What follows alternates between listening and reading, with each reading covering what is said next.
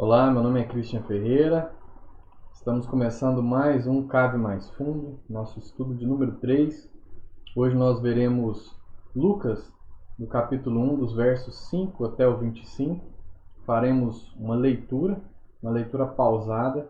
Eu te sugiro que faça a leitura decorrida desse trecho, né? Se possível em diferentes versões, que você encontre uma versão mais fácil de leitura e acesso, tá? Que seja mais tranquila para ser lida.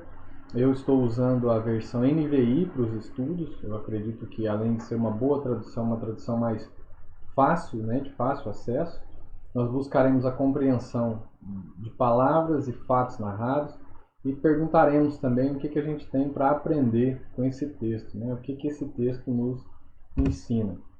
Então, só recapitulando o que vimos nos nossos dois últimos estudos, né? Nós falamos no primeiro sobre a importância da interpretação e algumas perguntas que devem ser feitas ao texto para que a gente possa compreendê-lo melhor. Fizemos também um exercício lá de Apocalipse, né? De uma leitura de Apocalipse. Nós falamos sobre o período intertestamentário e a abordamos alguns personagens e alguns grupos presentes no Evangelho de Lucas. Falamos sobre o helenismo, falamos sobre a revolta dos macabeus, falamos sobre a chegada, como que Roma chegou, né, na região, como que ela dominou, falamos sobre Herodes, seus filhos, falamos sobre alguns grupos religiosos, políticos, seita, né? Vimos também a autoria, data e propósito e destinatário do Evangelho, usando os versos de 1 a 4, né, do primeiro capítulo. Por isso que agora a gente começa do 5. Então, se você não viu o primeiro e o segundo estudo, volte lá e assista, se possível. Tá bom? Então, a gente começa lendo dos versos 5 ao 7. No tempo de Herodes, rei da Judéia, havia um sacerdote chamado Zacarias, que pertencia ao grupo sacerdotal de Abias. Isabel, sua mulher, também era descendente de Arão. Ambos eram justos aos olhos de Deus, obedecendo de modo irrepreensível a todos os mandamentos e preceitos do Senhor. Mas eles não tinham filhos, porque Isabel era estéril e ambos eram de idade avançada. Então, fazendo uma leitura simples e calma desse texto, a gente já consegue observar algumas coisas, né? Alguns personagens. Nós estamos vendo que Lucas já menciona Herodes, diz que ele era rei da Judéia, então nós sabemos que esse é o Herodes o Grande, né? Filho de Antípater, e tinha um sacerdote chamado Zacarias, então ele está dizendo que Zacarias era sacerdote, né? Aí a gente já sabe, possivelmente talvez você já saiba, que o sacerdote ele era descendente de Arão, e a sua mulher também era descendente de Arão. Então a gente já tem aí algumas coisas que o próprio texto nos traz. E como era o testemunho, segundo Lucas, né, desse casal diante de Deus. Eles obedeciam de modo irrepreensível todos os mandamentos e preceitos do Senhor. Aí diz que eles não tinham filhos e que por Isabel ser estéril, também ambos já eram de idade avançada, né? A gente se lembra aí de Abraão, de Sara, né? E de outros personagens bíblicos. Bom, a gente está focando agora em Zacarias e Isabel, mas é importante a gente ver como Lucas coloca os dados, né? Então Lucas insere alguns dados que servem como segurança para que possamos compreender melhor, né? E ter certeza de quando esses fatos ocorreram. Quando ele coloca, olha, na época em que Herodes o Grande era rei da Judéia. Então a gente já sabe a época mais ou menos que isso aconteceu, né? Então quando ele coloca isso, isso nos localiza no tempo, nos ajuda a compreender em que momento foi esse, tá? Então sempre dê atenção. Portanto, os dados têm propósito, por isso precisamos estar atentos todas as vezes que nos deparamos com eles. Sempre que você for fazer a leitura bíblica, veja se tem algum dado ali, se tem na época do rei tal, na época, no ano terceiro, no mês tal. Sempre isso nos ajuda a localizar o que estava acontecendo naquele momento, né? Então, quando foi que Herodes reinou, a gente lembra aqui agora que foi do ano 37 até 4 a.C. E sabendo que João Batista, né, que o texto está dizendo agora, falando sobre a gravidez que Isabel e Zacarias têm de João Batista, né? João Batista foi contemporâneo de Jesus, então uma diferença de meses, poucos meses. A gente já sabe que Herodes morreu no ano 4 antes de Cristo. Então, com isso a gente já consegue perceber que o que Lucas está nos trazendo é que Jesus não nasceu no ano 0 ou no ano 1 da era cristã. Jesus nasceu então, talvez aí entre o ano 6, né, até ano 5, provavelmente antes de Cristo, tá? Então, é algo que você pode aí já observar. Grupo sacerdotal de Abias. Zacarias estava no turno de Abias, então ele era, só para a gente poder esclarecer, né? Se você quiser ler aí, ó, 1 Crônicas 24, lê ele todo e você vai ver como que foi feita essa separação, né, na época de Davi, para lidar com o templo, né, dividido lá em grupos. Então, 1 Crônicas, do verso 24, capítulo 24, no verso 10, vai nos dizer que o turno de Abias era o 8º turno desses 24 que foram divididos, né? Então Arão teve ali 4 filhos, dos 4 filhos de Arão, 2 morreram, e desses 2, das famílias que surgiram, eram 24, e dessas 24 foram divididas então sobre o serviço no templo, né? Cada um ficava prestando serviço por uma semana, e a cada 6 meses, mais ou menos, que dava isso. Então eram 2 semanas praticamente de trabalho no templo para cada um, né? Para cada grupo. E salvo quando tinha festa, como por exemplo a festa da Páscoa, né? Então ia todo mundo para lá na época da festa da Páscoa para poder servir. Aumentava o fluxo de pessoas em Jerusalém, no templo. O incenso era oferecido 2 vezes por dia. Então eram sacrifícios feitos pela manhã e sacrifícios feitos já na tarde. Então era feita a oferta de incenso antes do primeiro sacrifício e a oferta do incenso ao final. Então era como se nesse momento do incenso, de acender o incenso, abrisse e fechasse esse momento dos sacrifícios, e o incenso permanecia, né, ficava ali queimando. Isabel era descendente de Arão, é o que Lucas nos diz, né? Então os sacerdotes, nós já vimos isso quando, se não me engano, estávamos falando sobre os saduceus, né? Os sacerdotes, sendo descendentes de Arão, só poderiam casar com mulheres da mesma linhagem, então mulheres também de linhagem sacerdotal, né? Descendentes ali de alguma forma de Arão, salvo, né, o que posteriormente foi colocado para a inclusão das filhas dos aristocratas. Então as famílias de nome, as famílias ricas, né, essas filhas também depois puderam se casar com os sacerdotes, né? O sacerdote ficava fechado aí. Então nós temos aqui uma família sacerdotal, Zacarias e Isabel. Isso que na época era um casamento de alto nível, né? Eram justos e irrepreensíveis. Então esse é um bom testemunho diante de Deus. Ambos eram retos. O que isso significa, né?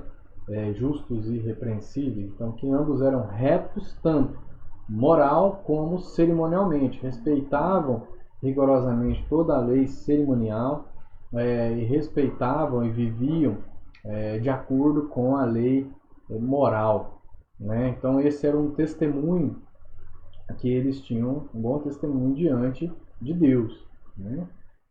Eles não tinham filhos, então diante dos homens não era algo bem visto, certamente era um motivo de tristeza para o casal. Então aí nós vemos que, apesar de ser um casal, uma família de linhagem real, né, de certa forma, aí, sacerdotal, de alto nível, o fato de já serem avançados de idade, o fato dela ser estéril, o fato de por isso não terem filhos, era um motivo aí de tristeza para eles, e não era só uma questão de tristeza por parte do casal, mas era uma questão de tristeza por parte da forma com que as pessoas olhavam para eles, né? Não ter filhos nessa época, diferente, né, um tanto diferente dos dias de hoje, era visto como se fosse uma maldição. Olha só, Deus os amaldiçoou e não deu para eles filhos. Então isso era um motivo de tristeza. Agora nós vamos ler do verso 8 ao 15. Certa vez, estando de serviço o seu grupo, Zacarias estava servindo como sacerdote diante de Deus. Ele foi escolhido por sorteio, de acordo com o costume do sacerdócio, para entrar no santuário do Senhor e oferecer incenso. Chegando lá, a hora de oferecer incenso, o povo todo estava orando do lado de fora. Então o anjo do Senhor apareceu a Zacarias, à direita do altar do incenso. Quando Zacarias o viu, perturbou-se e foi dominado pelo medo. Mas o anjo lhe disse: Não tenha medo, Zacarias, sua oração foi ouvida. Isabel, sua mulher, lhe dará um filho, e você lhe dará o nome de João. Ele será motivo de prazer e de alegria para você. E muitos se alegrarão por causa do nascimento dele, pois será grande aos olhos do Senhor. Então, nesse trecho, nós estamos vendo aí que Lucas narra como que foi o que estava acontecendo, né, com Zacarias, onde Zacarias estava, o que ele estava fazendo, e quem aparece para Zacarias, o que diz para Zacarias. Né? A gente percebe que Lucas consegue esses fatos por meio do tempo que ele passou ali consultando, conversando, né, com pessoas que viveram nesse período, pessoas que estavam vivas, né, nesse período, se não diretamente com os mesmos, provavelmente não, porque já eram velhos. João Batista também, né, já tinha morrido na época de Jesus, ainda antes de Jesus, então certamente com talvez familiares ou outras pessoas próximas ele conseguiu colher esses dados, né? Então eu grifei aqui alguns pedaços, né, alguns trechos para a gente poder observar e que você observe aí comigo, tá? Aparecendo aí na sua tela. Então ele estava de serviço com o seu grupo, que era o 8º grupo, era o de Abias, o turno de Abias. Ele estava servindo como sacerdote diante de Deus e foi escolhido por sorteio. Essa escolha por sorteio era uma forma com que eles escolhiam, um método, né, quem que faria esse serviço de oferecer incenso, esse incenso da manhã e esse incenso do fim da tarde. Como vocês se lembram, né, nós falamos aí agora, a quantidade de sacerdotes era muito grande. Então era muito difícil. Talvez um sacerdote pudesse fazer esse serviço uma vez na sua vida. E era algo de muita responsabilidade, né? Então ele vai lá fazer isso. E observe a forma com que surge isso. Foi por sorteio. E cai justamente em Zacarias, nessa época. Olha que negócio interessante, né? E vai chegando a hora de oferecer o incenso, né?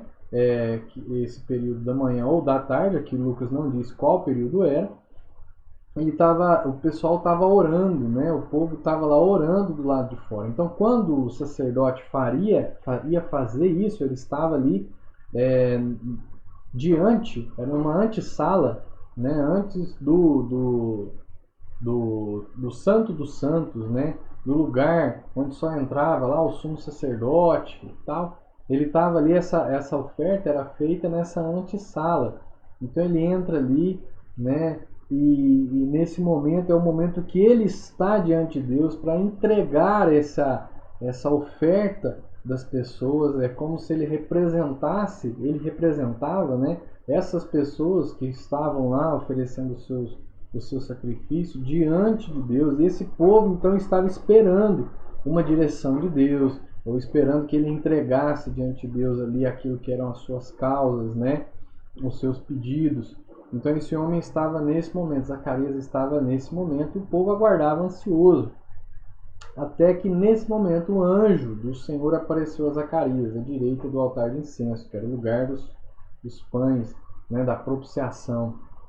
Quando Zacarias viu o anjo, ele ficou perturbado, e o anjo simplesmente falou: calma, sua oração foi ouvida.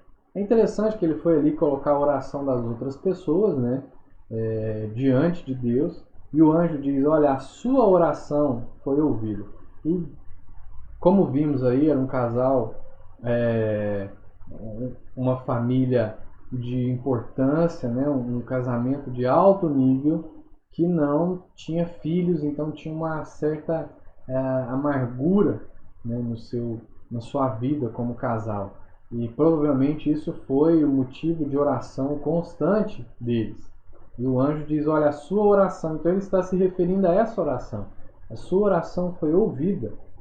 Isabel, a sua mulher, lhe dará um filho, e você lhe dará o nome de João. Aqui o anjo não está dando para eles a liberdade de escolher o nome do filho, mas está dizendo, determinando qual será o nome do filho, né? E esse nome, também o nome sempre era dado de acordo com o significado, uma missão que iria ser cumprida, né? O que se compreendia, ele caracterizava esse propósito de vida, né? Principalmente aí imposto pelos pais. Ele será motivo de prazer e alegria para você, ou seja, para sua casa, para vocês, mas também muitos se alegrarão por causa do nascimento dele, pois será grande aos olhos do Senhor. Então, além do anjo dar essa boa notícia, que eles teriam um filho, o anjo diz: olha, o nome dele, preste atenção, o nome dele será João. E o anjo também já diz como vai ser a vida dele. Ele diz: olha, muitos se alegrarão, não só vocês, mas por causa do nascimento dele. E ele vai ser grande, então será alguém diante de tamanha importância, de grande importância aos olhos do Senhor. Então terá um bom testemunho diante de Deus. Dos versos 15 ao 20, ele diz: ele nunca tomará vinho, nem bebida fermentada, e será cheio do Espírito Santo desde antes do seu nascimento.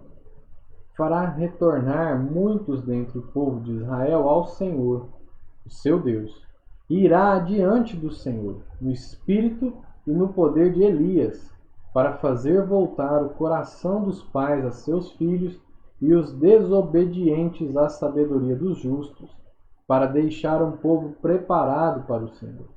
Zacarias perguntou ao anjo: como posso ter certeza disso?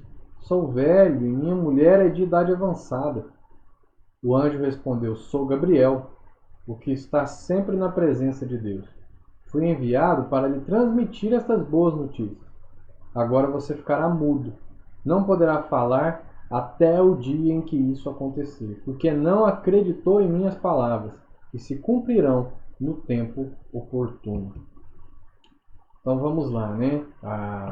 O nome de João. O nome de João significa Jeová mostra graça, ou Jeová mostra misericórdia. Então tinha ligação com o seu propósito de vida. Por isso, olha, eles não tinham essa opção. Inclusive depois do nascimento, o pessoal está querendo botar outros nomes, mas não tem João na família. Vocês estão querendo inventar um nome, e aí, né, o Zacarias, que tinha ficado mudo, nesse momento é João. Ele escreve lá no tabuinho, é João, o nome do menino é João. E aí ele volta a falar, né, aquela história interessante que a gente vai ver daqui a pouquinho, tá bom? No próximo estudo. E aí o anjo diz também como ele vai viver, né? Ele dá as características de um nazireu, tá? Então a gente pode ver isso aí, que é a história de Sansão, né? Que foi outro nazireu, que está lá em Juízes 13, dos versos 3 ao 5, se depois você quiser ver, né? No caso de Sansão, não foi dito ao pai, mas foi dito à mãe, né? E você pode observar lá.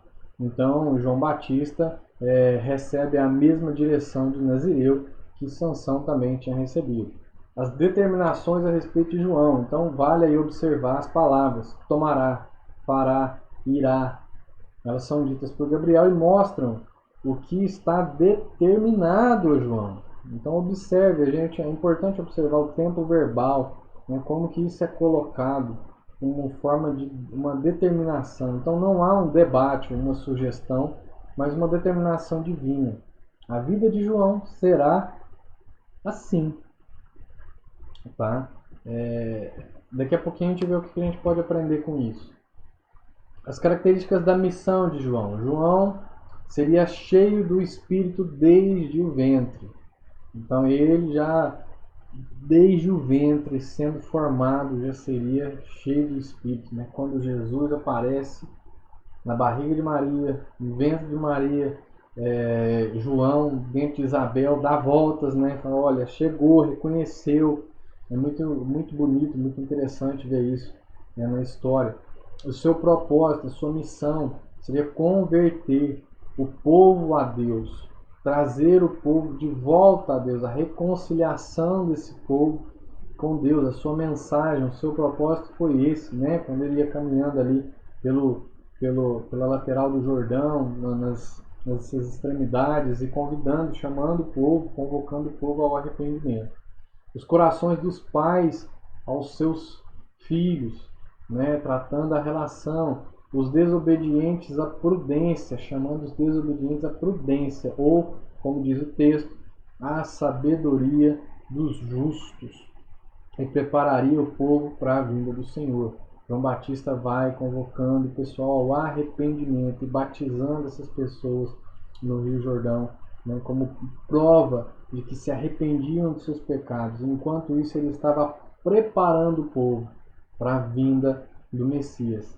João seria então um arauto do Senhor. Quem que é o arauto? Né? Aquele que sai diante do rei, toca a sua trombeta, dá o seu recado, fala, olha, dá lá a sua notícia. Né? João seria esse, preparando o caminho por meio da advertência de arrependimento. Arrependam-se, porque é chegado a vós o reino de Deus. Seria igualmente conhecido como profeta do Altíssimo. Você pode ver isso no próprio capítulo 1, no verso de número 76. A profecia se cumpriu. João Batista foi predito. Houve aí uma profecia a respeito de João Batista, né?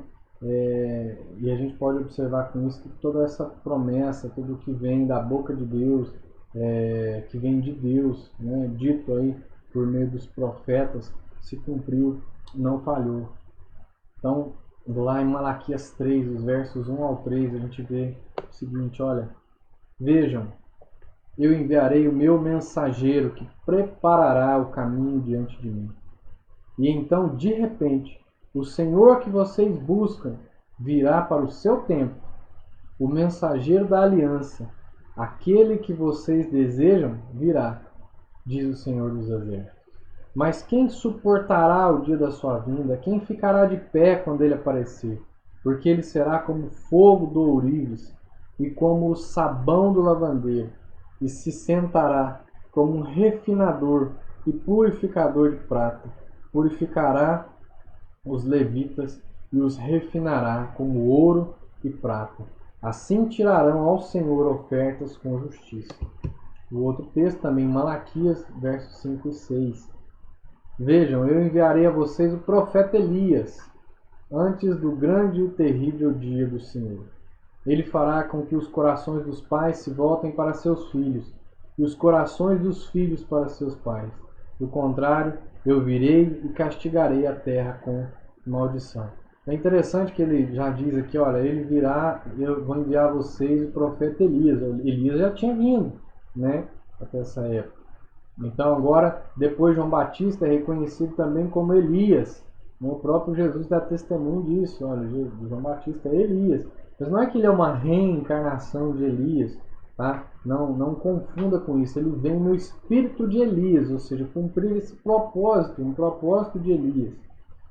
Ele vai fazendo essa convocação de arrependimento, convertendo o coração dos pais aos filhos. Vê que Lucas registra isso lá, que o anjo já tinha dito isso, né, que seria assim a vida de João, e Malaquias já tinha predito isso lá atrás. Então nós vemos aí o cumprimento de uma profecia. João Batista é uma prova viva, ele é a encarnação de uma profecia, tá? Na vontade de Deus.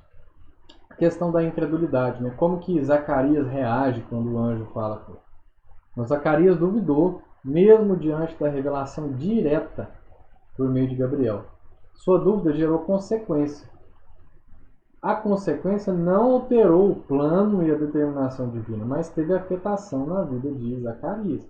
Então, desse trecho, nós já podemos trazer um ensino muito interessante, né? Com relação à revelação. Deus é um Deus que se revela, Deus é um Deus que se mostra.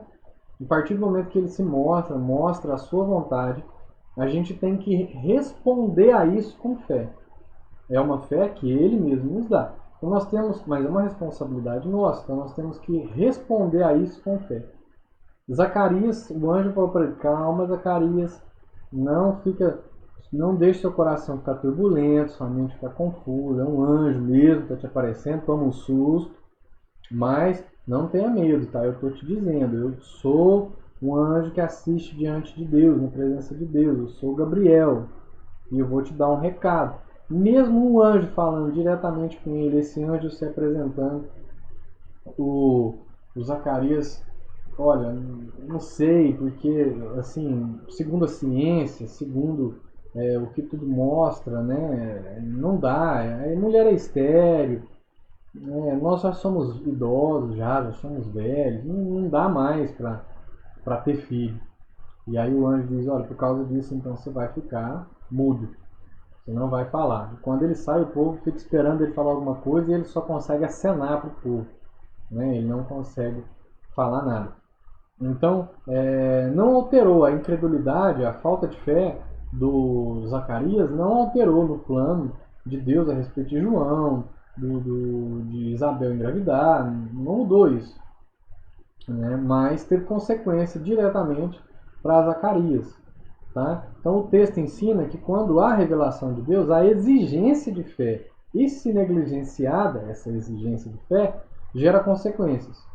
Não há uma frustração do plano divino, mas uma afetação direta no provar as bênçãos de Deus no processo de cumprimento do seu propósito. Então esse trecho, já por esse trecho, né, a gente já consegue fazer essa abstração, consegue pegar isso, né, aprender isso. Pós-revelação. Então nós vimos aí quem eram, que tempo foi no tempo que Herodes era rei da Judéia. Nós vimos quem era, né, Lucas nos apresentou os pais de João, quem eles eram, a que família eles pertenciam, qual era a realidade deles. Depois Lucas registra a aparição do anjo no momento, né, em que, por sorteio, Zacarias foi queimar o incenso, representar o povo, quando o anjo aparece, o que o anjo fala a respeito de João. E agora nós vamos ver pós essa revelação, dos versos 21 ao 25. Enquanto isso, o povo esperava por Zacarias, estranhando sua demora no santuário. Está tempo demais. Quando saiu, não conseguia falar nada. O povo percebeu então que ele tivera uma visão no santuário. Zacarias fazia sinais para eles, mas permanecia mudo. Quando se completou seu período de serviço, ele voltou para casa. Depois disso, Isabel, sua mulher, engravidou e durante 5 meses não saiu de casa. E ela dizia: isto é obra do Senhor. Agora ele olhou para mim com favor, para desfazer a minha humilhação perante o povo. Então vamos aí ao que está sublinhado, né? Grifado aí. Ele não conseguia falar nada, passou esse tempo, nós vimos aí que foi por causa da sua incredulidade. O povo percebeu, né? Ele, por acenos, comunicava ao povo, o povo percebeu que ele teve uma visão no santuário, mas ele agora já não conseguia passar para o povo o que foi que ele tinha ouvido lá, né? Porque alguém que ficou mudo de repente não sabe se comunicar por sinais, fica nessa limitação. Completou o tempo de serviço, aquela semana que ele teria que passar lá, foi embora. Aí depois disso, depois que ele foi embora, a mulher dele engravidou, como o anjo prediz. E aí durante 5 meses ela não saiu de casa. Por que ela não saiu de casa por 5 meses? Porque seria depois de 5 meses uma prova incontestável do poder de Deus em seu favor. Isso aí é algo que a gente pode, de certa forma, deduzir do texto, né? Compreender que está implícito. Por quê? Porque, como ela disse, olha, isso aí é obra do Senhor. Agora ele olhou para ela, né, olhou para mim, com favor para desfazer a humilhação perante o povo.